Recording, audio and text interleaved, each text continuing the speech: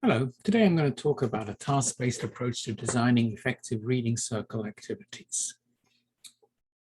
Let me begin with the main goals of this presentation.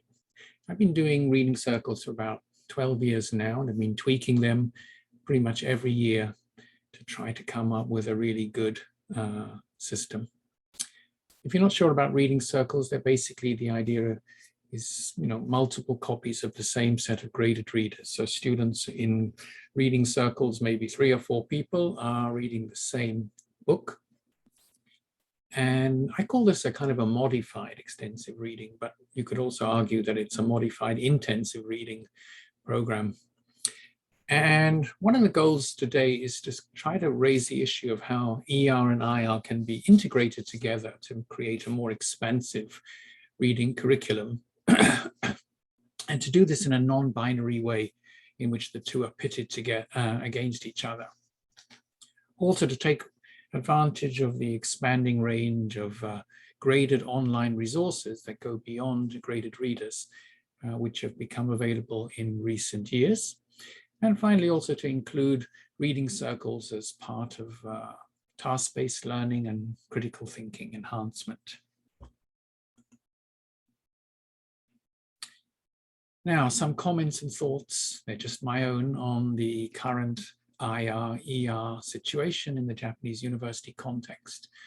So let me begin by saying I think we have to acknowledge that intensive reading is the norm and will remain so, particularly in a 4 skills structure. It's going to be one of 3, 4, or 5 skills. In my university for first years, it's one of 5. Now, when it comes to extensive reading, I'm not taking issue with any of the merits and strengths of extensive reading. And I'm a big fan of Rob Waring. And I don't think we really need to keep justifying its merits. Rob has done such an amazing job on that. So have many others in the SIG. At the same time, I would argue that extensive reading by itself has as many deficiencies as intensive reading by itself. And we don't need to hide these in order to justify using ER. And basically, I think that, intensive and extensive reading teachers need to work together. It's often the same person. And to consider other types of approaches to reading, including what will be categorized here as modified or partial ER. Now a list of what I consider to be the issues in the current ER programs across Japan. The biggest one, of course, is the lack of coordination between intensive and extensive reading and the way in which they have been sort of pitted against each other. Another gripe that I have, it's my own personal one, is the over-focus on volume and speed in order to measure and assess. A lot of people will disagree with me on that. Another one is teacher activities are usually designed for the most motivated students, particularly women tend to do the homework, tend to do the reading more than boys. Another thing is the lack of intrinsic reasons to communicate with other students. After all, you're reading different books. What are you going to talk about? Are you going to make your book so interesting that the other person is really willing to listen to you, even though he or she's reading something else? Another problem with graded readers is a lack of contemporary topics. We can't argue with the fact that, most of the books, or a big chunk of them, are 19th century, early 20th century stories. And finally, students like feedback and they like correction, and that tends to go against ER principles. Here's some thoughts on the nature of intensive reading weaknesses. And this is not my list, but Rob Waring's list that I have kind of adapted. And I won't read through these, and I think we're all familiar with them. The haphazard selection of materials, a different vocab in each unit, words don't get recycled, vocab learning strategies are rarely taught, dictionary skills not used much. Most of his criticisms are related to vocabulary acquisition, and I think they're, mostly on target. Here's my sort of thinking about how the newer texts have improved the situation. Rob's critique, I think, is mostly based on older books. And again, I won't go through this one by one, but here's a list of his critiques from 1 to 12 on the less. And in the older texts, I put a red batsu there, which meaning that, you know, it's a valid criticism, with a few caveats in green. But then if you look at the newer textbooks, which have tried to address some of these issues, I think that they have improved a lot. It's still not extensive reading, it's still intensive reading, but they do a lot more than the old textbooks do. So you may disagree with me, but I've put a little green circle for what I consider to be the improvements. Here's a comparison of pure extensive reading with reading circles, what I call modified extensive reading, but other people might disagree. So again, I won't read through it, but you can see 8 basic principles. These are sort of similar to what Richard Day and others came up with initially. And on the right side, you can see my view of reading circles. It's certainly not pure ER. I'm the teacher, I'm selecting the books based on past experience. The books are relatively easy for students, but some students are at not quite at the level. I'm doing a lot less reading. You know, reading circles, you do a lot less, a lot more than IR, but a lot less than ER. Limited use of dictionaries, but not none. No tests, as in pure ER, but quite elaborate reports, as I will show. So overall, I think reading circles probably, you know, they follow maybe 1/3 to 1/2 of the normal guidelines for pure ER. This is just a picture of students, as you can see, reading their books from a few years ago. It's a 15-week course. Here are the books that basically I use almost every year, some combination of these. They're all reading level 3, pretty much, from different publishers. I know there are differences in the levels between publishers, but I don't find them to be huge. And with the students I get, the vast majority in the higher kumis that I normally teach are at level 3. There are some 4s, there are some 2s, but 80% of them are in that level 3 range. And these are the books that I think have pretty much work every single time, with almost no students saying they didn't like them. Reading circles as modified ER or ER-IR hybrid. So here's a set of questions 1 to 6, which I'm going to attempt to answer in the next few slides. How compatible is this with ER principles? How do they fit in the reading circle? Reading syllabus, how are they assessed? What are the issues in using them? So just a basic rundown of what reading circles are. They were adapted out of book clubs, literature circles, maybe almost 20 years ago.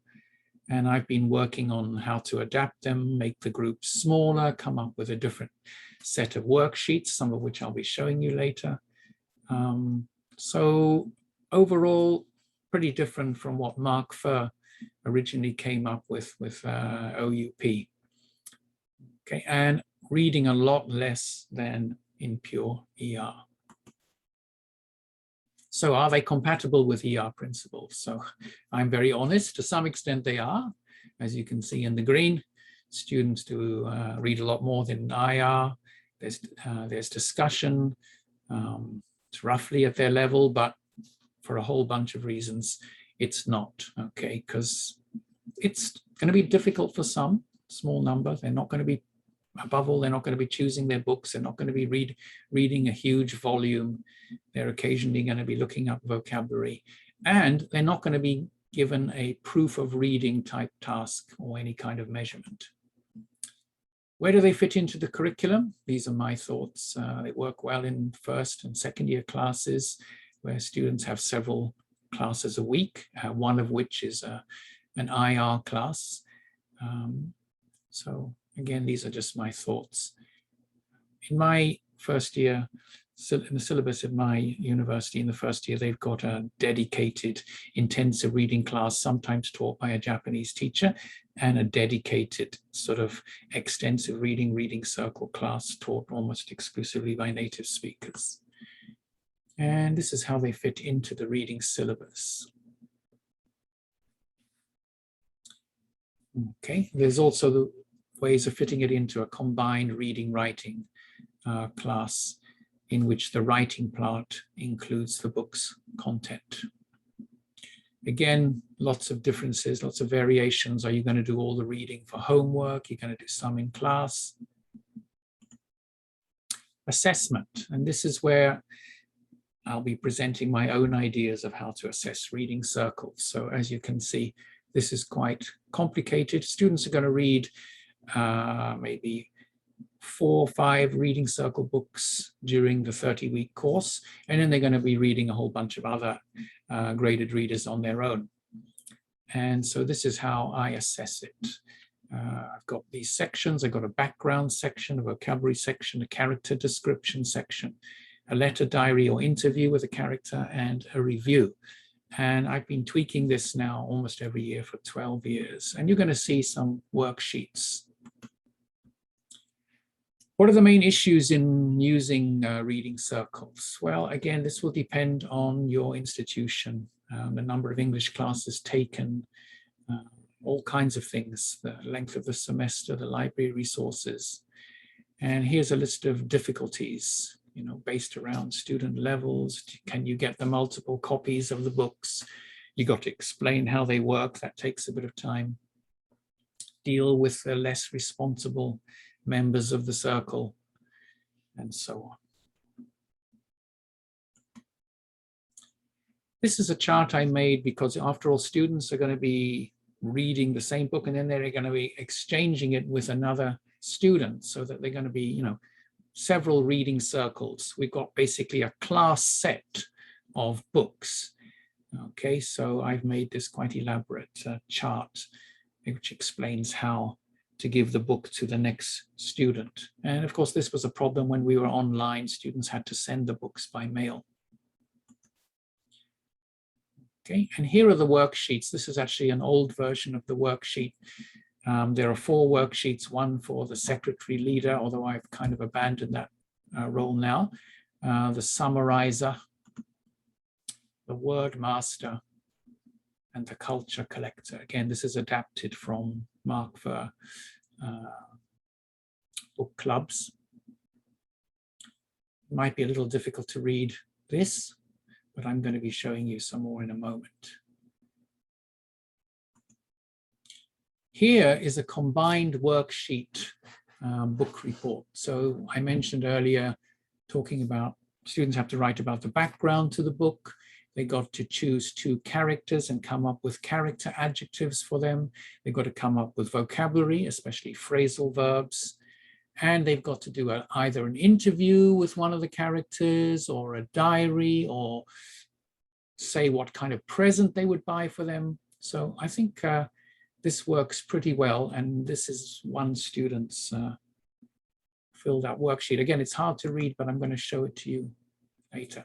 I've added a new section recently to make it more extensive. So I've come up with a bunch of articles about the books they're reading, and they have to choose a few of these and do a kind of a summary and say what they learned. This is for Anne Frank here. And again, the word master, personality, and character. These are the activities they have to do, and they have to submit this. And this is all done through Google Classroom. So they have to submit this through there. It's a Google Doc, essentially.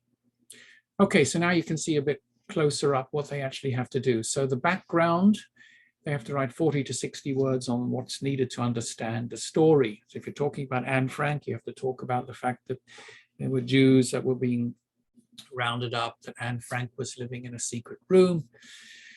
You've got to choose 2 characters from the book, and then write a sentence in which you use 3 adjectives. I give a long list of adjectives which they can choose from. So example, he's a good-natured, adventurous little boy who enjoys exploring. He's very dependent on his older brothers. So good-natured, adventurous, and dependent. Then vocabulary. Ideally, find phrasal verbs. If you can't find phrasal verbs, find expressions. Then write down the sentence in which it appears, write down the meaning, and make your own sentence. Not that easy. Okay, and here's the section where you either interview the character, or you write a letter to the character, or you do a diary entry from the character, or you choose a present. So, I've been reading all these guidelines to extensive reading tasks and activities, and I've adapted to reading them to reading circles. Finally, also a review. What was good about the book and what was not so good. Finally, some concluding comments. Extensive reading is now, a standard component of the EFL curricula. That's our achievement. It's used in hundreds of universities, and its efficacy is no longer up for debate. But it's still got to play nice with intensive reading.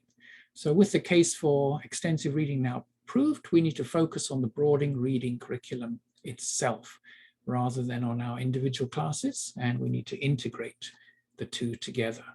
And online teaching has also brought our attention to the huge amount of content that's now available. I'm a big fan of Newsella, but I've also used breaking news, news in levels. So this has really enhanced my teaching a lot. And that is basically it. Thank you for listening.